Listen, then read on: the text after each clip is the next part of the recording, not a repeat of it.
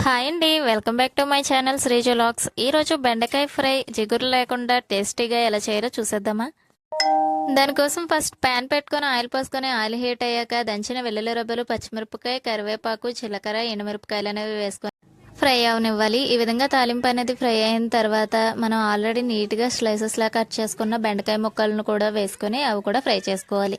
బెండకాయ ముక్కలు పూర్తిగా స్మాష్ అయ్యేలాగా ఫ్రై చేసుకున్న తర్వాత కాసంత సాల్ట్ అండ్ పసుపు, కారం కూడా వేసుకొని అవి బెండకాయ ముక్కలకు బాగా పట్టేలాగా కలుపుకోవాలి.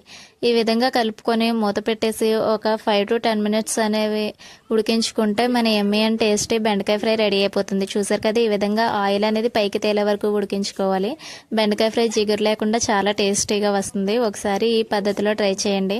అలాగే మీరు కనుక మన ఛానల్ని ఫస్ట్ టైం చూస్తున్నట్లయితే సబ్స్క్రైబ్ చేసుకోండి. అలాగే ఈ వీడియో మీకు నచ్చితే లైక్ చేయండి. సబ్స్క్రైబ్ చేసుకోవడం వల్ల మన వీడియోస్ అనేవి నోటిఫికేషన్ రూపంలో మీకు తొందరగానే వస్తాయి.